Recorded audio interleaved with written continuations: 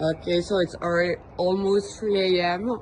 and they started bombing Beirut in the center. And you can see they are